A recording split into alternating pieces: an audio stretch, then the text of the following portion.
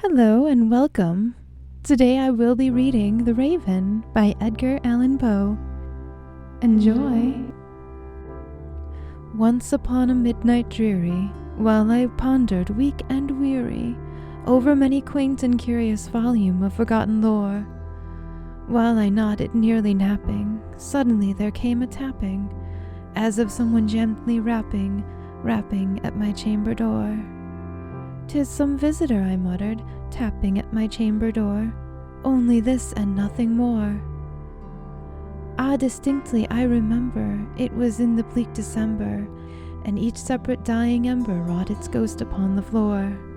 Eagerly I wished the morrow, vainly I had sought to borrow from my book surcease of sorrow for the lost Lenore, for the rare and radiant maiden whom the angels named Lenore, nameless here forevermore.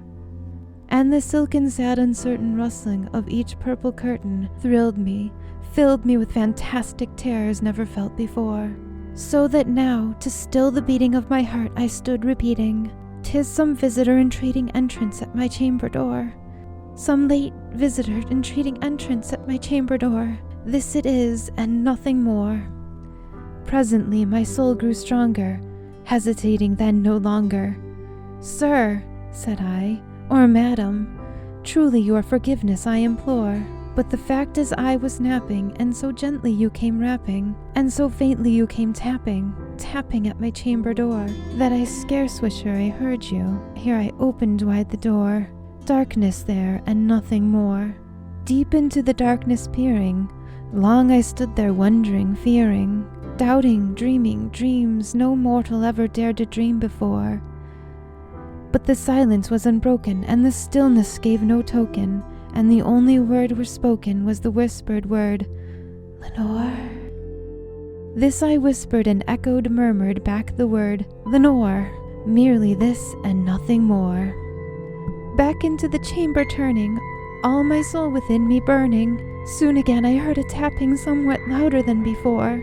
'Surely,' I said, 'surely that is something at my window lattice. Let me see then what thereat is, and this mystery explore. Let my heart be still a moment, and this mystery explore. 'Tis the wind and nothing more.' Open here I flung the shutter, with many a flirt and flutter. In there stepped a stately raven of the saintly days of yore. Not the least obeisance made he, not a minute stopped or stayed he, but with mien of lord or lady perched upon my chamber door, perched upon the bust of Pallas, just above my chamber door, perched and sat, and nothing more. Then this ebony bird beguiling my sad fancy into smiling, by the grave and stern decorum of the countenance it wore. "Though thy crest be shorn and shaven, thou," I said, "art sure no craven, ghastly, grim, and ancient raven wandering from the nightly shore. Tell me what thy lordly name is on the night's Plutonian shore." Quoth the raven, "Nevermore." Much I marveled this ungainly fowl to hear discourse so plainly, though its answer little meaning, little relevancy bore. For we cannot help agreeing that no living human being ever yet was blessed with seeing bird above his chamber door, bird or beast upon the sculpted bust above his chamber door, with such a name as Nevermore. But the raven, sitting only on the placid bust, spoke only that one word, as if his soul in that one word he did outpour. Nothing farther than he uttered, not a feather than he fluttered, till I scarcely more than muttered, "Other friends have flown before.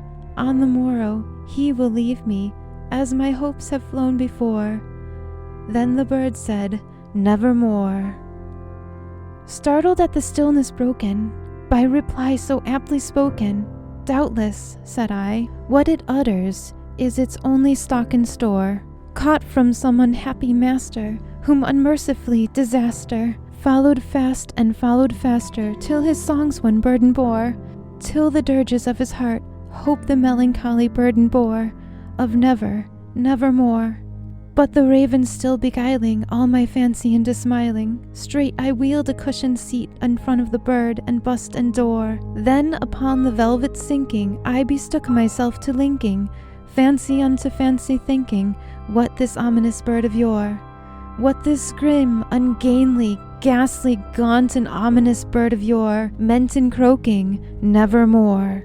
This I sat engaged in guessing, but no syllable expressing, to the fowl whose fiery eyes now burned into my bosom's core. This and more I sat divining, with my head at ease reclining, on the cushion's velvet lining, that the lamplight gloated o'er, but whose velvet violet lining with lamplight gloating o'er, she shall press, nevermore.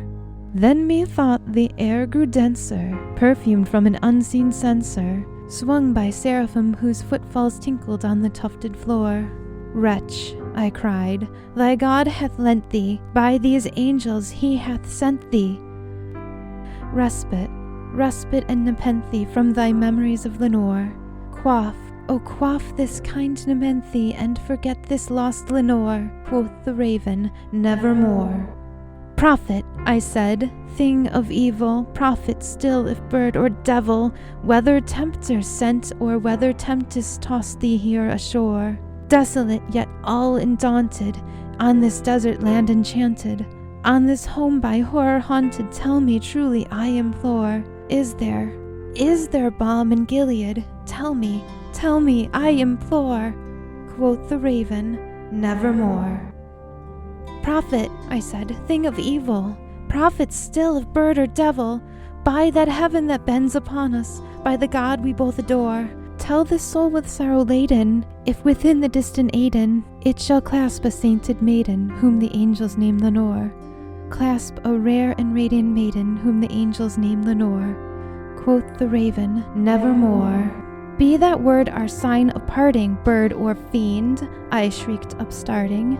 Get thee back into the tempest and the night's Plutonian shore. Leave no black plume as a token of the lie thy soul hath spoken. Leave my loneliness unbroken. Quit the bust above my door. Take thy beak out from my heart, and take thy form off my door. Quoth the raven, nevermore. And the raven, never flitting, still is sitting on the pallid bust of Pallas just above my chamber door, and his eyes have all the seeming of a demon that is dreaming, and the lamplight o'er him streaming throws his shadow on the floor, and my soul from out that shadow that lies floating on the floor shall be lifted nevermore.